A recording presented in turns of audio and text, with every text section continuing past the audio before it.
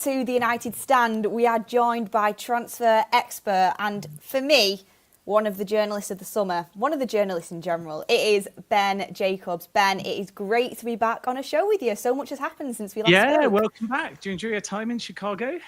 Oh, it was unbelievable. Chicago is a fantastic city. It really did blow me away. Yeah, one of my favourites as well. Not just because of the pizza. I think I like New York and Chicago. If I ever moved to America, it'd be one of those two cities. Not that anyone really cares about my personal life plans. They want to hear the transfer news.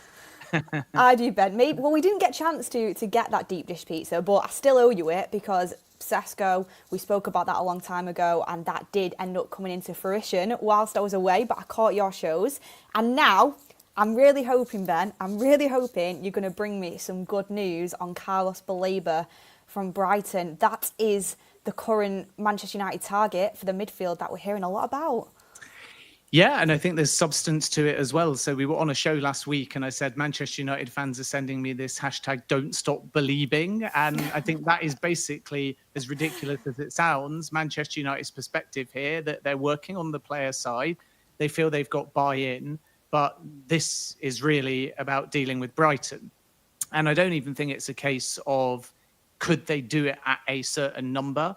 The more pertinent question is there a number, period? Because if they get a suggestion from Brighton that a sale is possible now, I actually expect them to plough on, and maybe later in the show we can explain why, because it would be a big financial outlay. But Brighton, of course, would prefer to keep him for a year and sell in 2026. Manchester United are doing all this legwork now because if they succeed, they get ahead of their rivals and they land the player. And if they don't, then they've lined a lot up, which means they would be in a stronger position in 12 months' time. So it's quite smart from Manchester United. But I come back to what I said last week with Terry. Brighton and Hove Albion do not quote figures. There is no asking price that Manchester United know of. So if they're to place a bid, they'll do so blindly, and then they'll find out, are Brighton going to engage, or are they going to say, no, you've got to come back? And we've been through this with Moises Caicedo, where in the January Chelsea and Arsenal bid, Brighton were very firm. Caicedo did everything under the sun to force a move, including issuing a public statement, and still Brighton kept the player until the following summer when he moved to Chelsea. Why is that significant? Because even if Baleba pushes at his end, agitates, does an Alexander Isak and says he doesn't want to play or makes a public statement, I don't think that will change Brighton's perspective. So Manchester United need to find a package to tempt them now. And this is why the number would likely be inflated. So if the valuation is 80 to 100, it may have to be more than that, because Brighton's perspective is if we keep the player for a year, he'll raise another 20 million. So if you want him now instead of next year, you've got to pay next year's price. So Manchester United need to work out whether they can do a structure now that allows them to potentially be competitive, and then they will get Brighton's genuine answer. But of course, do you, when you need a midfielder with 14 days of the window left, waste your time on a deal of this magnitude unless you've got some kind of intel that you at least stand a chance, whether now or whether to be front of queue in a year's time? But I'd be very cautious about some of the figures that are out there, because I know that Brighton don't work in that way. So Manchester United will not know the number. They'll get not for sale. If that stance is genuine, it won't happen this summer. And if they're to change that stance, then you might be looking at some kind of package over £100 million. Well, there's a lot to digest there, Ben, and I've got multiple different areas that I want to ask you about on this deal. So the first thing I wanted to ask you about was, I think most Manchester United fans didn't see this sort of deal even being on the horizon for us this summer due to spending on Cunha and Bumo. Even Sesko, the amount of money we spent on him was a surprise to me. Do Manchester United have that money to spend on Baleba? Because like we've said, we're not dealing with the old Manchester United anymore. We're dealing with the new Manchester United that are all in cohesion, have a plan. Omar Brada has said that. And I feel the same way as if you've just kind of alluded to there, that Manchester United wouldn't even slightly enter this race and waste time on it if they didn't have an inkling that they could potentially do this deal. And they'll know it's going to be a high price. Yeah, I think you go to the player side first because you want to turn the player's head. And then obviously you've got more leverage and a higher percentage chance when you start talking to Brighton and if they are to actually formally bid. And ultimately, there's only so many times with Brighton that you can try and bid. It's not an Mbumo situation where you got weeks of the window and you're going to put in 3 bids. I think if they bid, it will be a bid, and either it's going to be turned down very quickly, but you've got the club-to-club relationship, and if you walk away at that point, you can come back in a year's time and maybe actually protect that relationship and get the deal done, or you're going to make an offer should they do so, and then you are going to get engagement and you think it might be possible now. Regarding how they can do it, I think Sir Jim Ratcliffe's comments were, in my opinion, a little bit glib, and they misled a few people, unintentionally, I'm sure. But he sort of joked, didn't he, that this club could run out of money. And when an owner says that, the whole fan base immediately think we need outgoings. Then they add up the first few signings of Cunha and Mbumo, and suddenly you wonder how you're going to get it all done. And then when the Sesko deal comes off, many Manchester United fans would message me and say, surely that's it, because we're probably double the budget that we thought we could spend.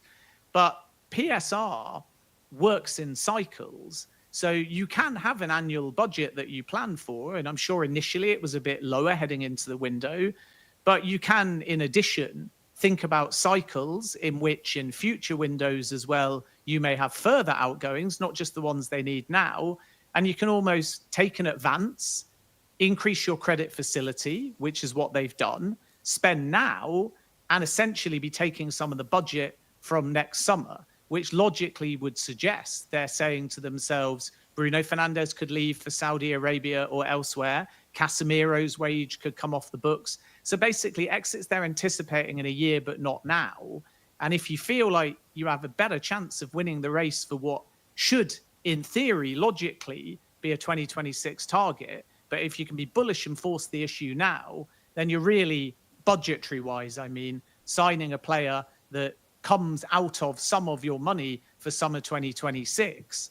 And then the beauty they have if they take that gamble is they may feel they've got a side that has a much better chance of backing Ruben Amorim and a much better chance of qualifying for the Champions League. And if they do the latter, they get even more money in, and then they can spend even more money next summer. So the short answer as to why they can do it is, number one, extended credit facility. Number two, moving forward some of their budget from summer 2026, because you're still trying to work out your 3-year cycles. So they'll be looking at what drops off the 3-year cycle next summer, what else they think they might need, and how much of the money can they actually advance.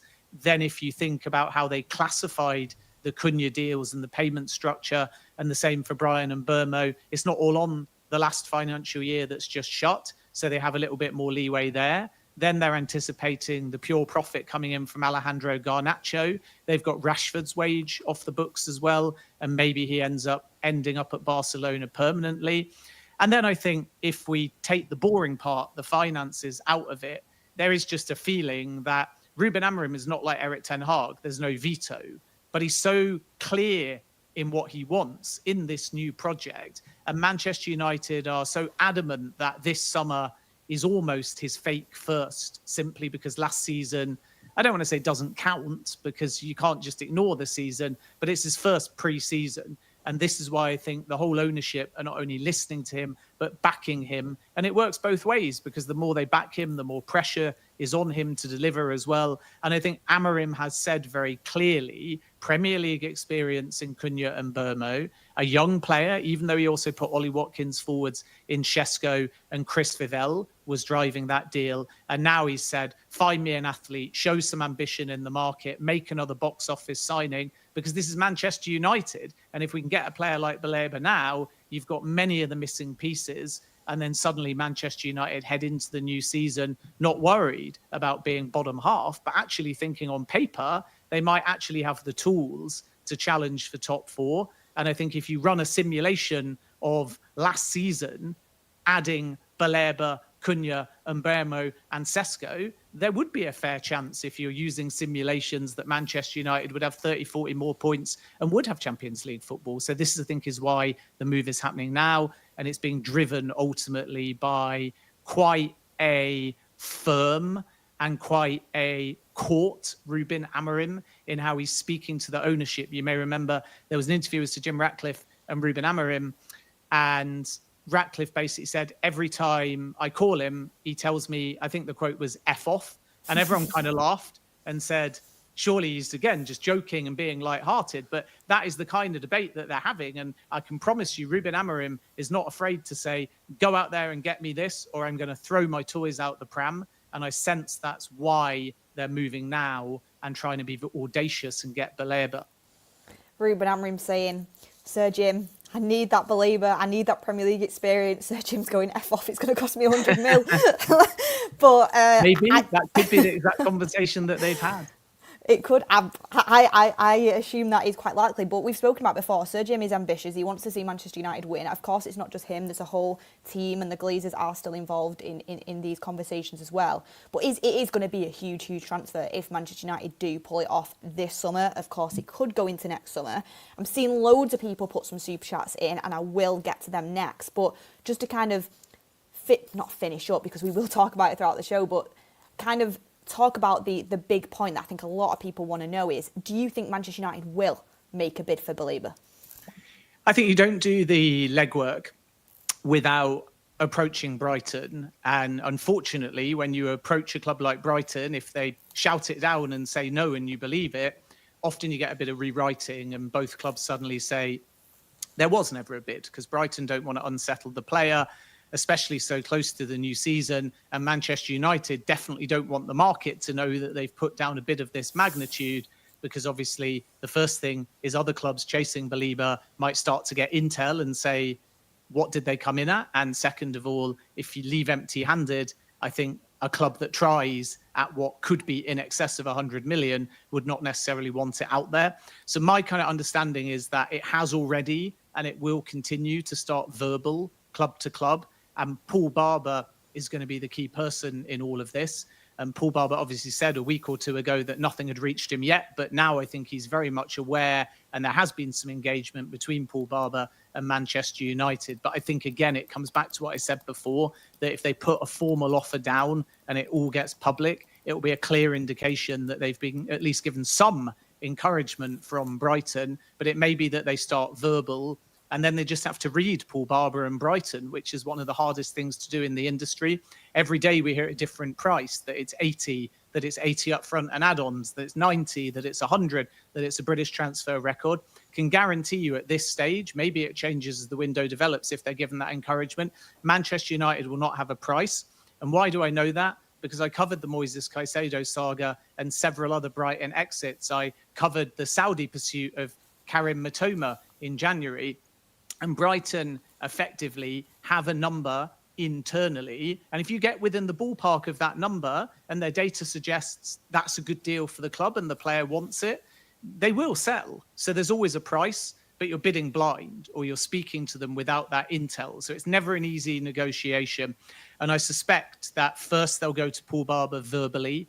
They'll get a genuine sense of, if we make a big song and dance and bid and media headlines, are we going to damage the club relationship, annoy the player, and it's not going to get done because we trust Brighton? Or is Paul Barber going to open the door a little bit?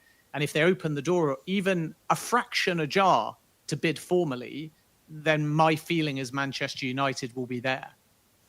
That is super exciting. I am a Baleba, Ben. I want it to happen massively, but it's going to be a huge transfer.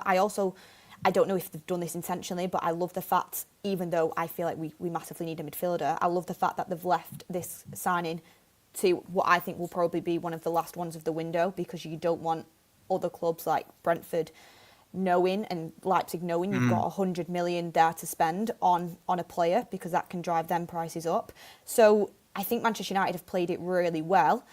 If it comes off, hopefully it does, but yeah, it's going to be a very interesting last 2 weeks on that one. I wanted to quickly ask as well, is do you think for Manchester United it's Baleba or nothing, or is there other midfielders there that they will try and go for in this short amount of space that's left, time in the window, if they're kind of told by Paul Barber, like you said, nope, no chance? Do you think they will try and get another midfielder in?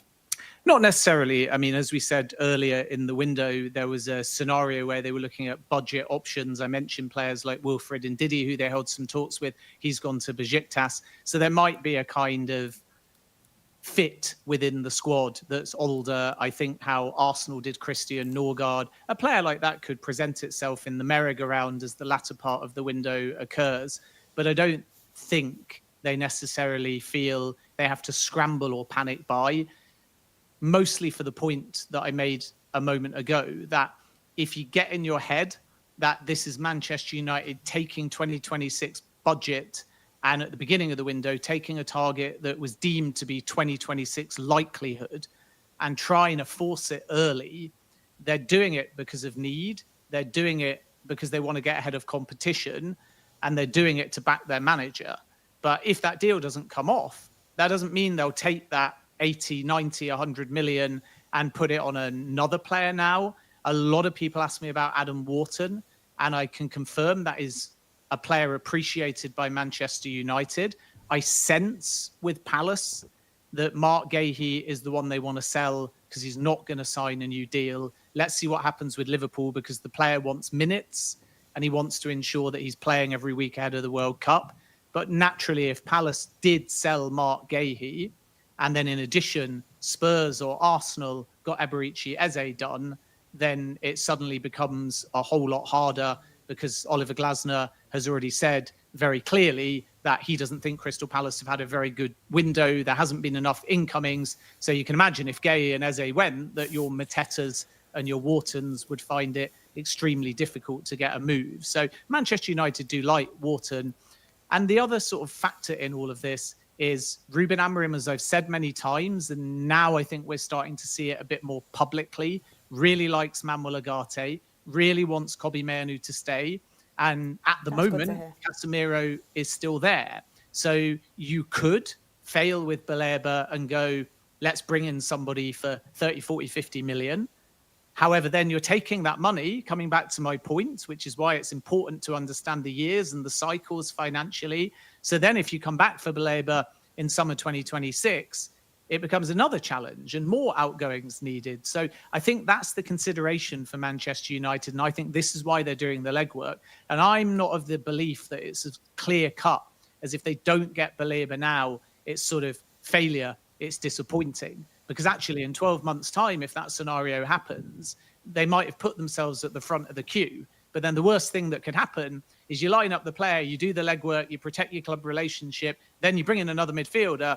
Then in 12 months' time, you realise you need 100, 120 million, and you're like, we spent 50 million of that. So once again, we're back in this cycle of needing to find more money, which would be particularly pertinent if they were not to get Champions League football at the end of the season. And then, you know, another club might be able to come in and enter that race. So I think Manchester United have been smart here and gone all in on Baleba to send a message to the player that if they can possibly get him now, great. And if they can't, and everyone said, remember, from day one, this is an extremely difficult deal to do. So if it doesn't come off, you actually put yourself in a very strong position in 12 months' time.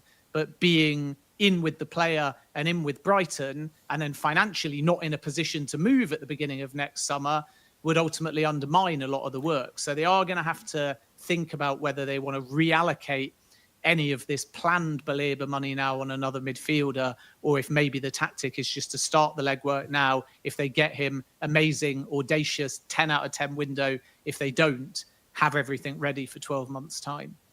Yeah, it feels as if Manchester United are thinking, right, we'll take the money that we're going to spend on Baleba next year, we'll try and do it now to ensure we get that potential, hopefully, Champions League money back in return if we get him next year. And if we can't get him, then we want to have the money there next year to go and get him. That's kind of how I interpret it. But I can't wait for these next 2 weeks, because I feel like, you know, there's not a huge amount of time this can drag out for.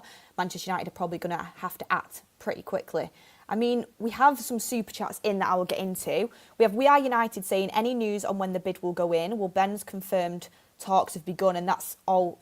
You don't feel like it's going to be a massively public bid? Well, I mean, if it gets public, I think that will be a clear indication that Manchester United are sort of acting in formal terms, in which case maybe they're quite confident from the talks they've had. But I do think there's a grey area here.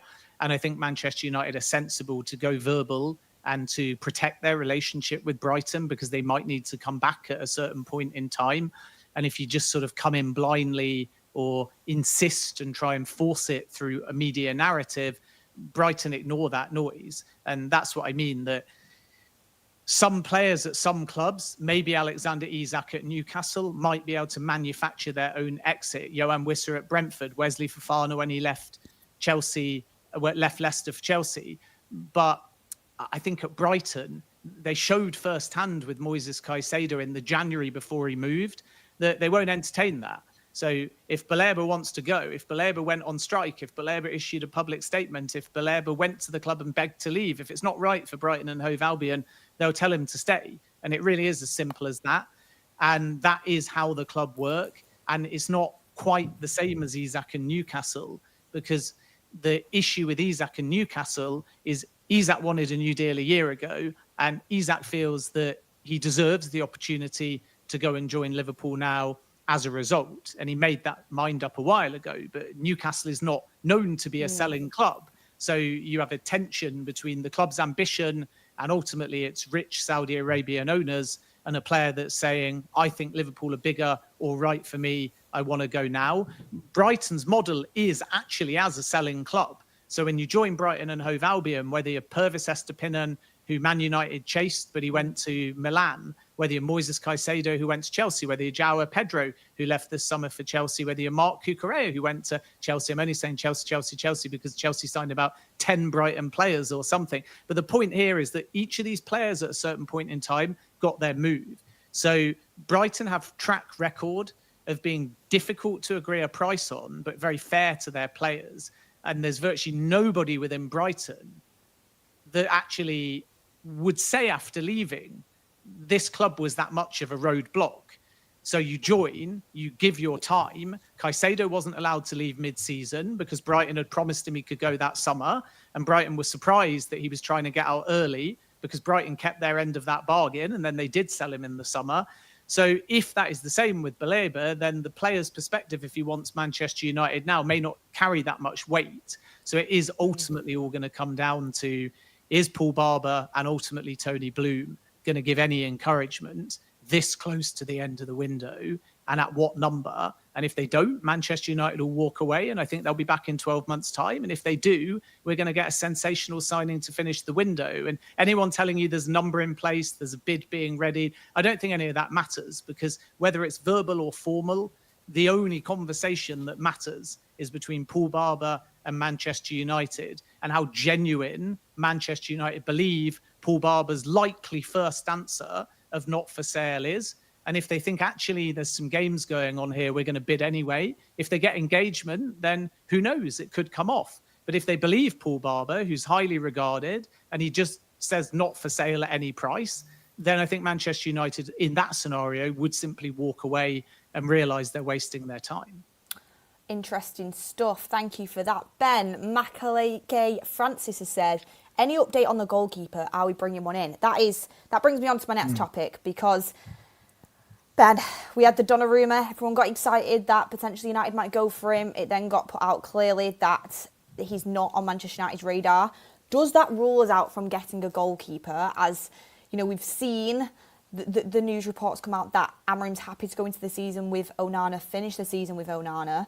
Do you think Manchester United are still on the lookout for a keeper the same way they were at the start of the window, or do you think that they may be prioritising that midfield, therefore we might not get that goalkeeper we want? Yeah, I mean, midfield is obviously the priority, and with the goalkeeper, like we've said many times, and I know it doesn't sound like much has changed, but actually if everything was changing every show this late in the window, you'd be going, wait a minute, where are they plucking all of these last-minute targets and plans from? So I think whilst the window's open, everyone wants new in every position, but let's not forget they've had a very good window regardless of the Baleba saga, and with the goalkeeper situation, finding a young number two was the priority, with an expectation Bayindir would go, but he's still at the club.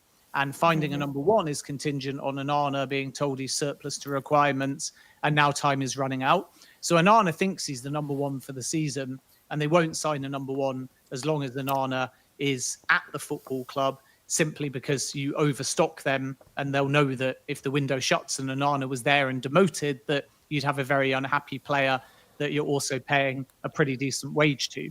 So the first clue if they move for a goalkeeper would be, is Onana told, a bit like Rasmus Hojlund, actually, we might feel more comfortable if you left now? And that conversation hasn't happened. So I sense no goalkeeper may arrive.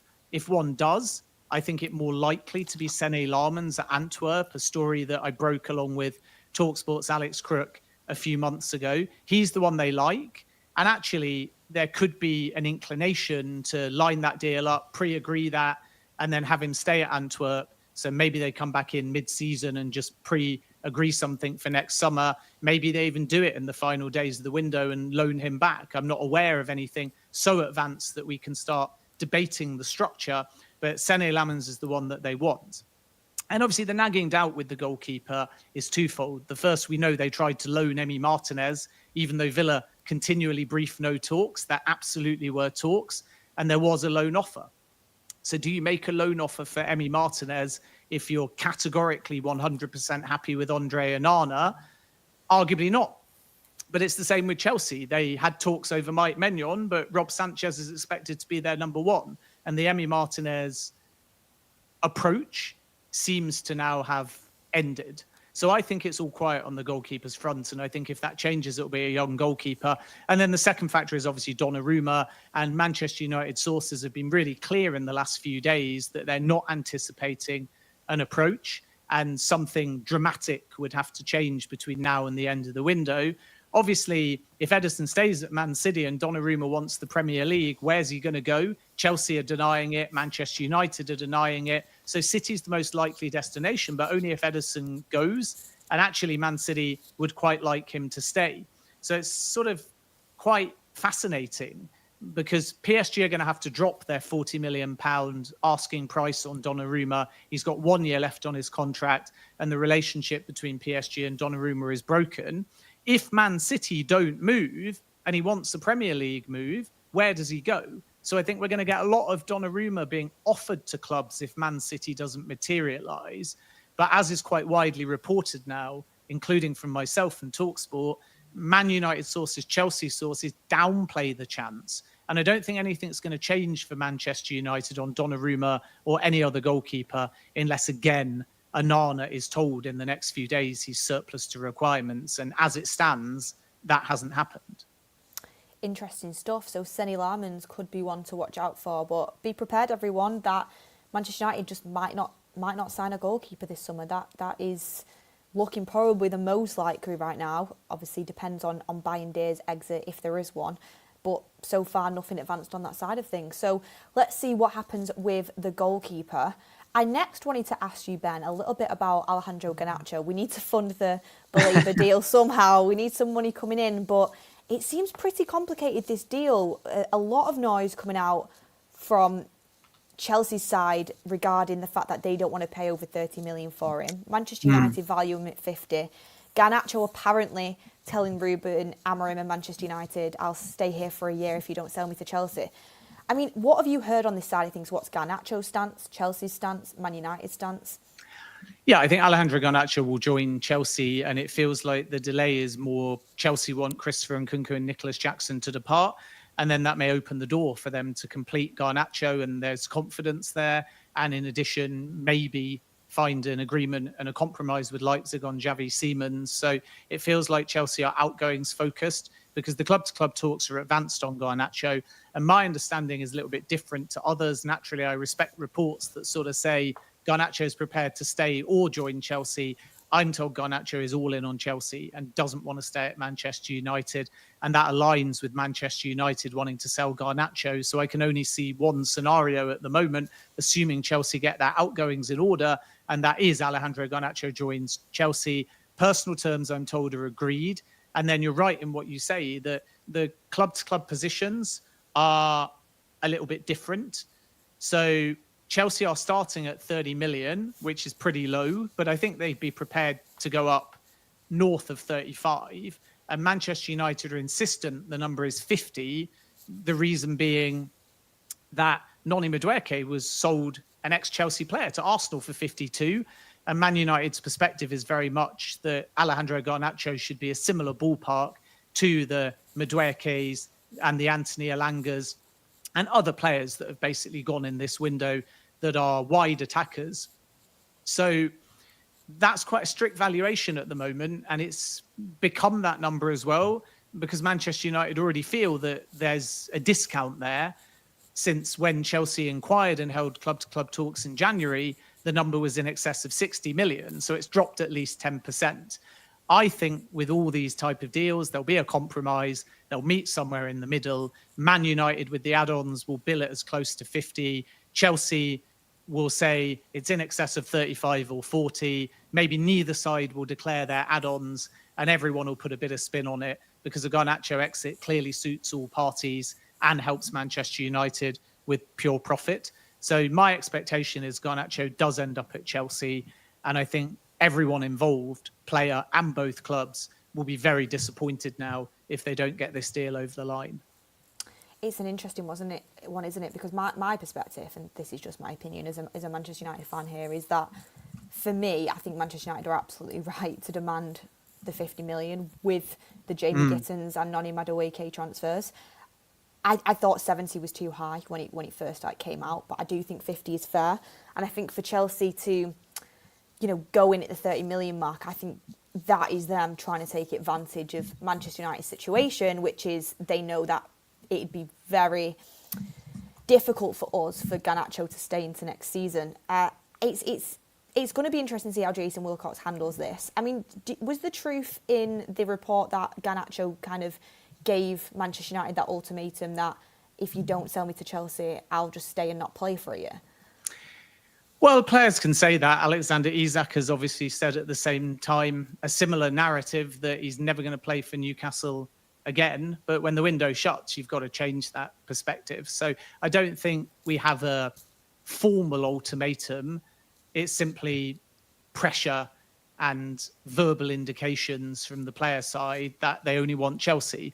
So even though it's billed as Garnacho will decide staying at Man United or going to Chelsea, I sense that's just putting a little bit of doubt in Manchester United's mind that the player is prepared to just sit it out. But the reality is he doesn't want to be at Manchester United. Manchester United don't want Garnacho there.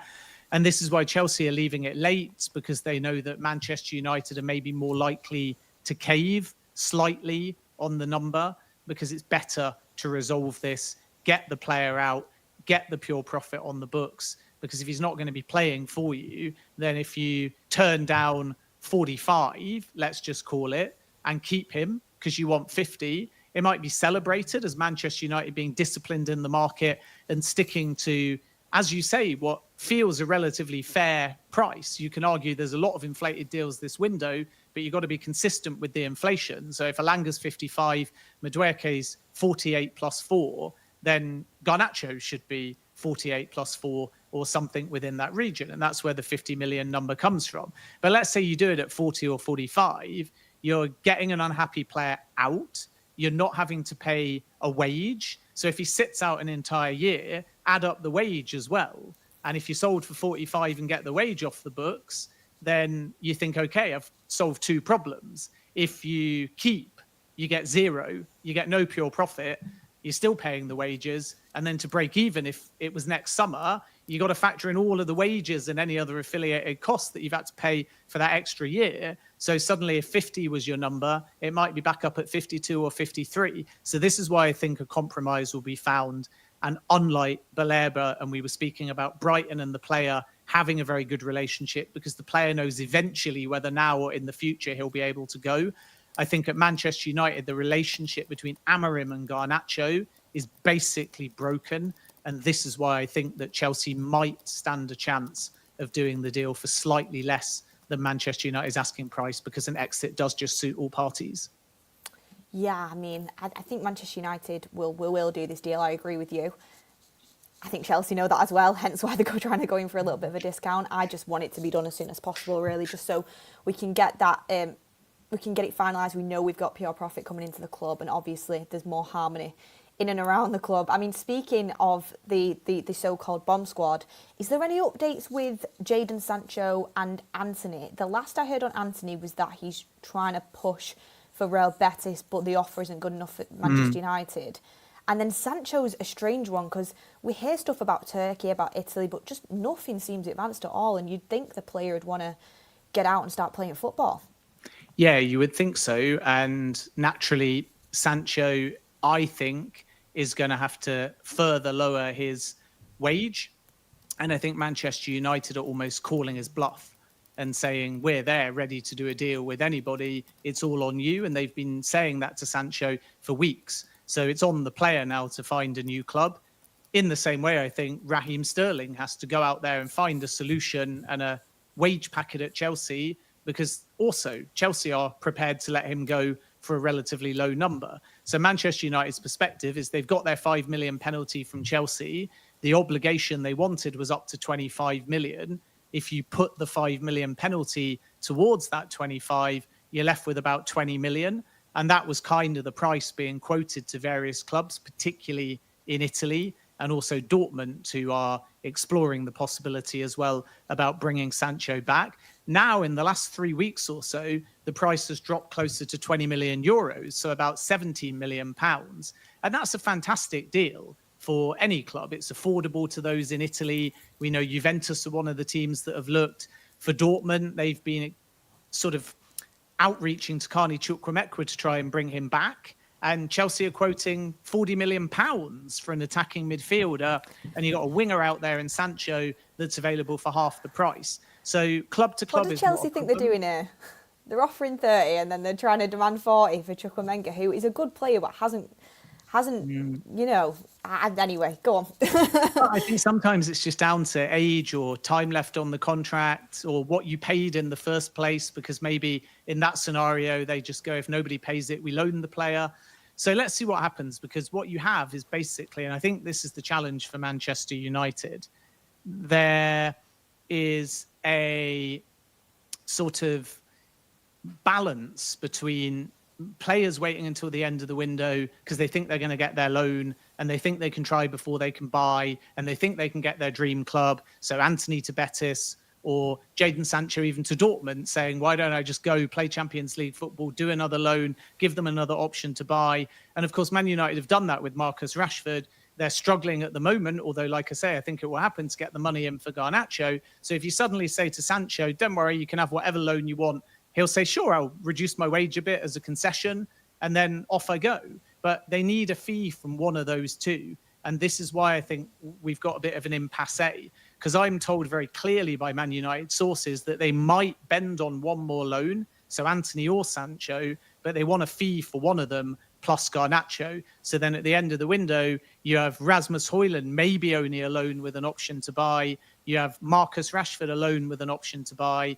Only one more would be sanctioned, and then two other permanent exits. They're not back in this position in 12 months' time. And I think Antony and Sancho are almost there playing a game of poker at the moment with each other, where Antony's rejecting Saudi Arabia for now and thinking he's going to get Real Betis, his number one choice, but Betis only want a loan unless the price drops significantly. And Sancho obviously has to decide where he wants to play. And as it stands, I think he's waiting late in the window to see just how many clubs come forwards that are still, once all the chips fall, with maybe a week left, looking for that left-sided player. He's open to a Premier League move. Again, like with the Chelsea loan, he's open to Juventus.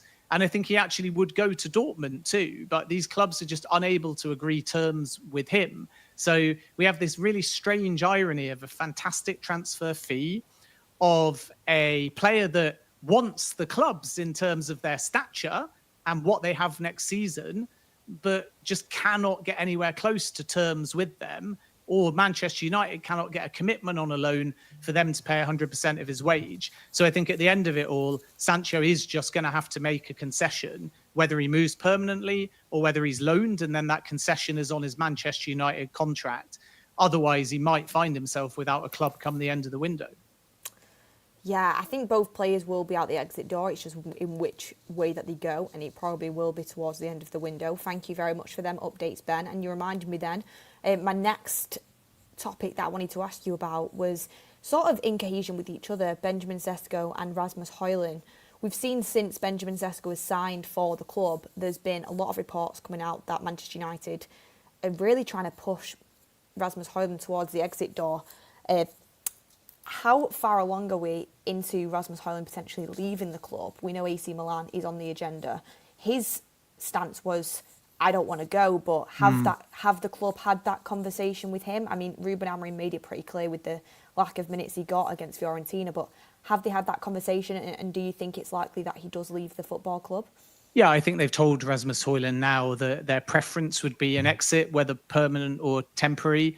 And Rasmus Hojlund now has to either bite back and dig in and stick to his public words, which are he wants to stay and fight for his place, or go. And I think Hojlund was quite smart, because not only did it send a message back to Manchester United, but fans, well, I can only speak for myself as a football fan, I think they quite like that. A player saying, I'm not just going to leave without a fight. I want to prove people wrong. I want to show that actually I might be able to score some goals and contribute. And if Hojlund stays, therefore, you got a player that's going to give 110% and really try and change everyone's mind. But you have to look at Manchester United's financial situation. And the other thing is that you can only change people's mind if you get opportunities. So if the football club double down and exclude him from the matchday squad, or don't bring him on off the bench, he becomes in very big trouble. And then, of course, you can regret the fact you didn't go in the summer, versus having to find a mid-season solution in a World Cup year. And at the heart of this, it's not they don't think Rasmus Hojlund is good enough for a decent squad player. It's the fact that Joshua Zirkzee is versatile and liked for all the things away from scoring that he does. Bryan Mbeumo and Matheus Cunha can both be used in a 9, and it doesn't take a rocket scientist to see that if Bruno Fernandes is to get advanced, if Mason Mount is to stand chances, and if Cunha and Mbeumo are to also be regularly in the team, if not starting all of the big games, there may be scenarios where Cunha and Mbeumo, one is used as a 9, and definitely a scenario where one of them is pushed out wide, even though their predominant position is as a number 10. But how, if you're basically grouping second strikers, number 10s and advanced 8s, how do you fit in Mason Mount, Bruno Fernandes, Matheus Cunha and Bryan Mbeumo? And all of them are capable of turning it on and being integral, and if they hit form, being undroppable. So then you go, 3 of them are probably going to be in your starting 11, and not all of them can be playing as advanced 8s or number 10s. So I can see a scenario where if it isn't Sesko leading the line, some of the other players I've mentioned might get that opportunity. So Rasmus Hojlund is not just behind Sesko and Zirkzee, he might, in view of Ruben Amorim and who he's going to be using at number 9, be actually behind other players as well. And this is why I think Manchester United would prefer an exit now. I'm told that, contrary to some suggestions that naturally I respect, so it's not a case of right and wrong, it's just my intel, the Manchester United price remains £40 million, and the 30 million number comes from the player side. So they think if an exit's happening, they want to be able to offer themselves to clubs at 30, and Man United will do that deal. And then, of course, a wider pool of suitors comes forwards. I'm told Manchester United's number is 40. And what's really interesting about the Milan offer, which is definitely not a coincidence, is it's a loan at 4 million and then 39 million pounds option to buy. So that is a total package of 43 million. And the reason why that number is 43 million is because the book loss on Rasmus Hojlund at the end of this season, so with 2 years left on his contract, will be exactly 43 million pounds. So what Milan are doing is they're saying loan him now for a relatively hefty fee and then give us the option to buy. And they're obviously intimating if it goes well, they will buy. And then they're saying to Man United, when that permanent exit happens, if it goes according to plan, you'll break even, you'll have no book loss, it will reflect okay on the books, and everybody else can move on. So that's why they're saying, instead of buying at 30 now and seeing if Man United accept, we'll structure it in a more preferable way from Milan's perspective, and then we'll specifically make the number exactly what the book losses come next summer to see if Manchester United go for that. And technically, if they buy, it's 3 million above Manchester United's valuation. And Milan are hoping that Manchester United agree to that. And then with a bit of pressure from Manchester United to Hojlund, the player decides to join. Yeah, it's interesting, isn't it? Because, you know, it keeps coming out that Hojlund just does not want to go and isn't really interested in Milan. Do you think he's beginning to change his mind? Have you heard anything on that at all? I think you have to change your mind when the season starts. And this is the one sort of ace up the sleeve Man United have got. Not that I think it's acrimonious. And if he really digs in, I think there'll have to be an acceptance from Manchester United that Rasmus Hojlund wants to stay and fight for the Manchester United badge. And it could be a long season with a lot of games. Someone could pick up an injury. And everybody actually, in hindsight, may say the players played a blinder there. He stayed and he's become valuable. But I think at the moment, Manchester United's ace up the sleeve is the fact that they have Premier League games whilst the window is still open. Yeah. And what you do in those Premier League games, the same for Chelsea and Nico Jackson, the same for Alexander Isak or Newcastle, you could argue it both ways, the same for Johan Wissa and Brentford, is you shun the player. So you stick him on the bench, you give him 0 minutes, or you don't even include him in the matchday squad. And that sends a message saying, for these first 3 or 4 games, whatever it is before the window shuts, you are out this project. Maybe you're not even training with the first team. It's harsh, but that's kind of what bomb squads are for, to put that extra bit of pressure to say, this is what it's going to be like for the next 9 months, or you leave. And of course, that would make it a bit more acrimonious, and it would be a little bit sad, because I genuinely think Rasmus Hojlund comes across as a model professional. I think he loves Manchester United through and through.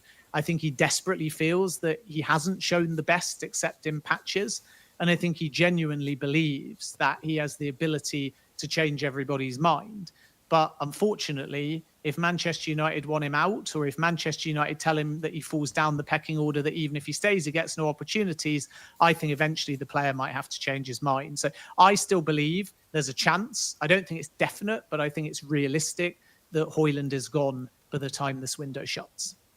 Yeah, it's unfortunate, isn't it? Obviously, football's football, and you know you don't have all the time in the world, and sometimes things fall for you in a way that does put you at a little bit of a disadvantage. He probably sees Cunha and Mbeumo coming in and he thinks, I want to play in front of them, and I've not had the opportunity. But let's see what happens. There isn't any European football. The squad has to remain pretty small, and we have just brought in Benjamin Sesko, and I wanted to ask you about that before we wrap up, Ben. There's 2 things left I wanted to ask you about, and the first one is Benjamin Sesko behind closed door game. Is that to getting ready for the season? What's the feeling around him? I think there was a report that Jason Wilcott said that he even took a lower salary to come to Manchester United than what was offered from Newcastle. I mean, is that behind closed doors game happened? Do you have any intel on that? Yeah, the salary thing is a little bit of spin, to be perfectly honest with you, because remember, Newcastle... Well, believe it. I mean, you can believe it. It's technically true, but by spin, I mean, my understanding, to be balanced and fair to Newcastle as well, is that Newcastle's offer on wage was higher because they're entering into a season with Champions League football, and Manchester United's offer for this coming season is a little bit lower. They're not that far apart, because they're in a season without Champions League football, and generally new signings are asked to take a 25% concession in seasons without Champions League football. So if you bump up the norm, as Manchester United historically having Champions League, you can say the base wage for Sesko will go up 25%, in which case it will actually be more than Newcastle offered, but again, not by much. But like for like this season, he would have earned more at Newcastle. If Man U get Champions League football, he starts earning slightly more at Manchester United. But there wasn't really much difference. I don't think any team offered him anywhere close to some suggestion of 200,000 a week. I'm not even sure that it's up at 180,000 from either club. So the wage wasn't the factor in this. It was just that Benjamin Sesko wanted Manchester United. Some of that was down to the legwork that they did a year ago. Newcastle's pitch to Sesko was actually 2022, and they moved on to other targets. Man United told Sesko, we want you last summer. And even though that wasn't driven by Christopher Vivell, when he chose to stay at Leipzig, the old regime said 12 months ago, we're going to be back. We're going to be tracking you. We're going to be keeping in touch. So Sesko's known about Manchester United for quite some time. I think the other factor was just that it's viewed by the Sesko camp as a really strong fit in this system, playing in front of the likes of Bruno Fernandes, Matheus Cunha and Brian Mbeumo. And I know that that is a two-way feeling. So several players that I speak to have indicated, because you speak to people, naturally, I won't name names, but when you discuss things with sources and their players, they basically want to go, who's joining? Do you know more than we do? Here's what maybe we're hearing in the dressing room.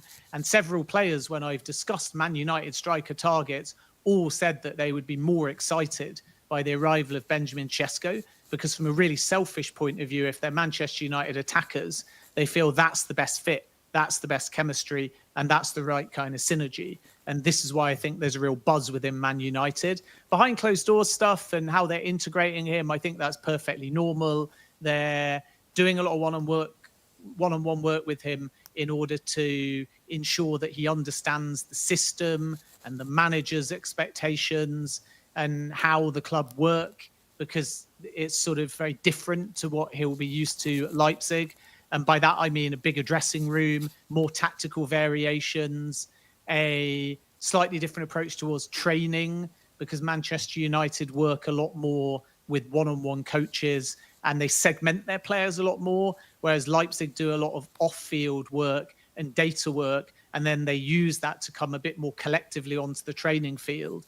So players actually, when they join a new club like Man United, and this is like a big six type thing, they often get given the one-on-one first, and they get given individual coaches and mentors, then they get small group work, then they get chucked into big group work with the feeling kind of that they're learning on the pitch, and then they're being integrated. Whereas at Leipzig, it's kind of, here's your induction with data, here's your tactical analysis, but you're in like a boardroom to begin with as a new signing there. And then they want you to learn a bit more on the job collectively. So obviously none of this matters, because once you get a month or two in or a game or two in, everyone's training at the same time, everyone's working towards the games. But this is kind of like induction week for Benjamin Sesko. So his individual program is very different to the rest of the team, which might mean that he gets a bit slower sort of integrated into starting 11s. Let's wait and see, because he's obviously good enough to play against Arsenal and just chuck him straight in. And it's not like he hasn't had a pre-season, but let's see how slow they are to actually give him that starting opportunity. But that's why you're hearing a lot of like players doing individual work. Player did this behind closed doors. Maybe the player's working with under 23s for a little bit so he can understand and get to know some of the younger players at the club. Players doing one-on-one coaching.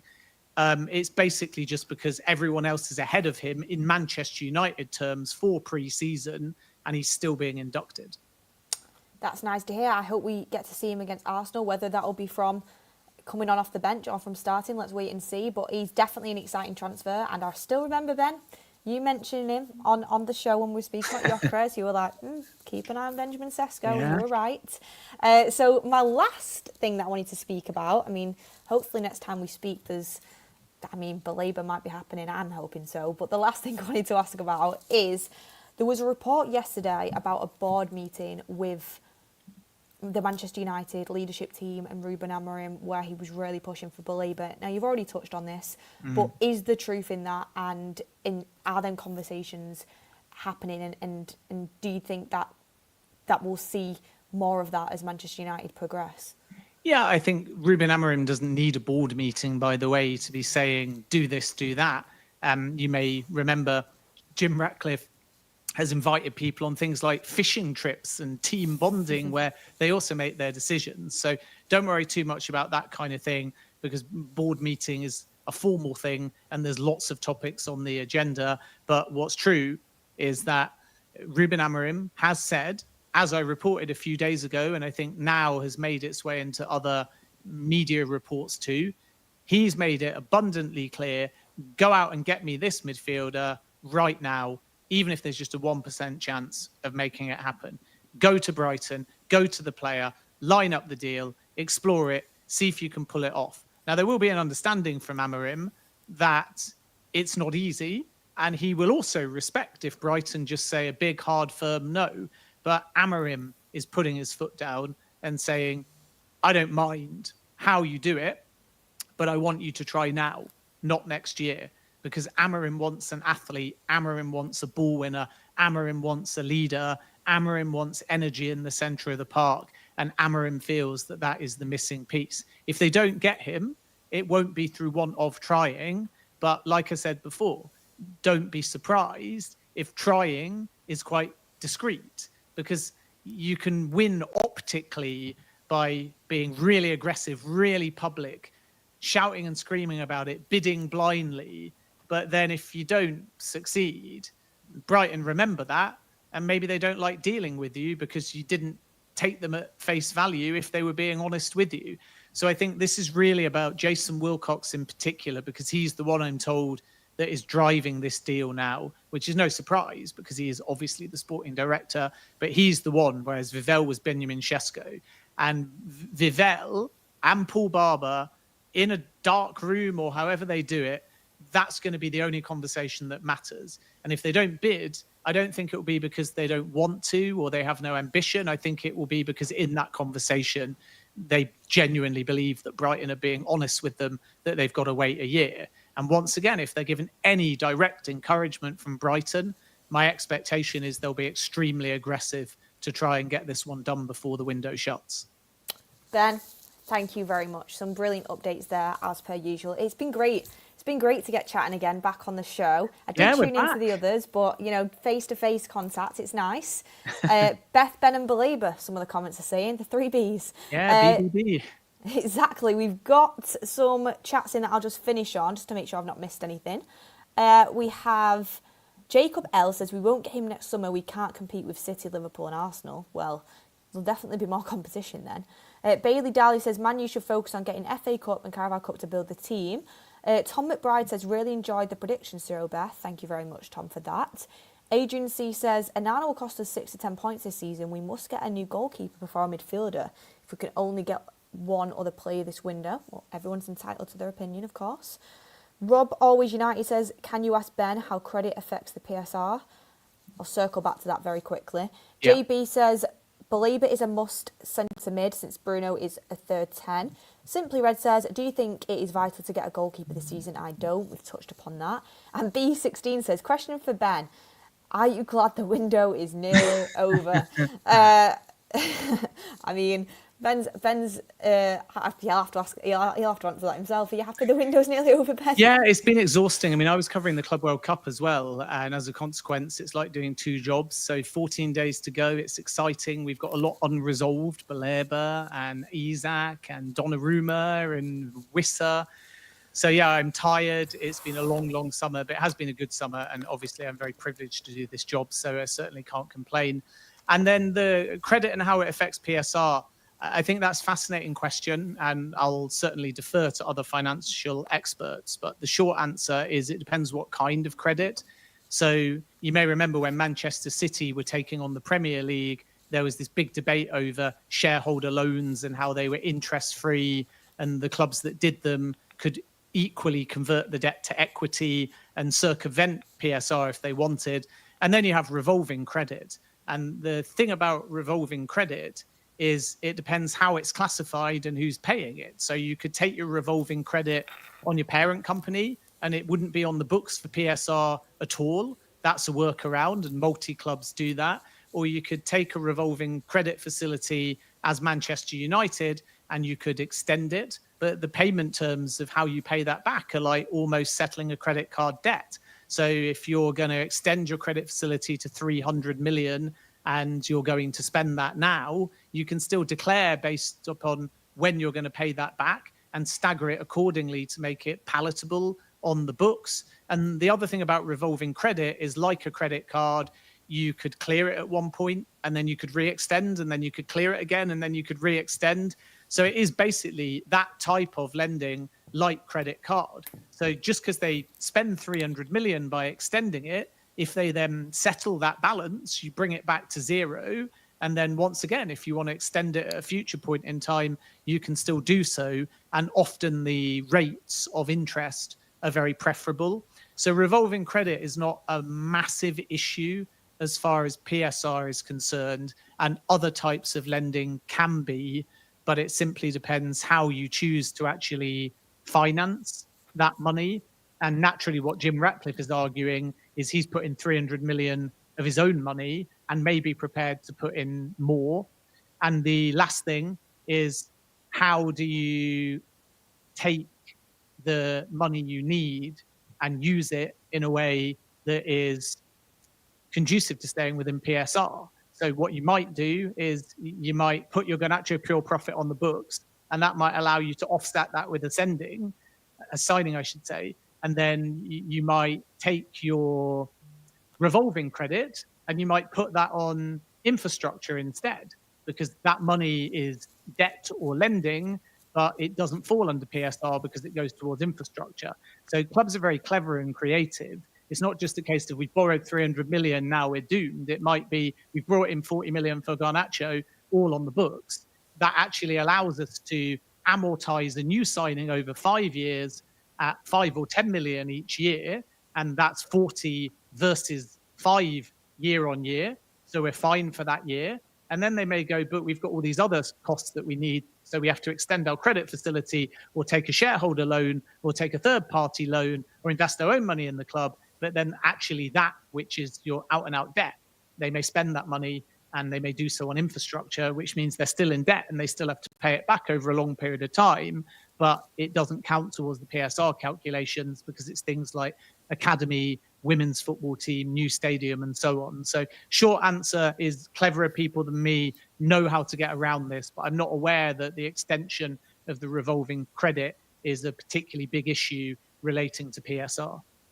I thought you explained that brilliantly, Ben. You definitely informed me. I mean, at this rate, with the way transfer windows are going, I feel like I need to go and get a master's degree in PSR. I don't think we'll ever have a window like this again, honestly. I genuinely think I was speaking to other colleagues that also are in this field, and our belief is that the market is inflated, everyone has need, and look at, for example, Burnley or Sunderland. Burnley have got about 6 signings. Sunderland, I think, have got 11, and they've spent over 100 million. Leeds United have just been busy too.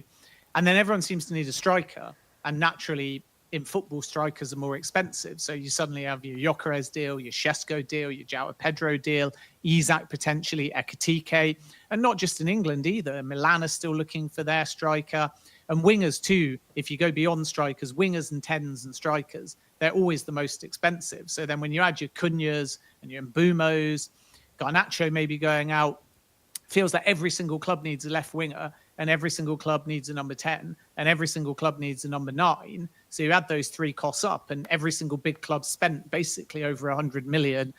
And I just think we will not have in near future, my prediction would be 5-6 windows. We will not have a window as busy or as dramatic as this one. So I will be glad when September the 1st comes. It's going to be exciting. I mean, I think we will be speaking to you before then, so I can't wait to see how it plays out. Ben, thank you so much for coming on. Thank you to everybody in the comments for the super chats, for the comments, the suggestions of the questions as well. We really do appreciate you. This community is fantastic, and thank you for everyone for watching all the way through, staying tuned. And I mean, Ben gave you some great updates, so it was definitely worthwhile. But thank you everyone for watching, and we will see you on the next one.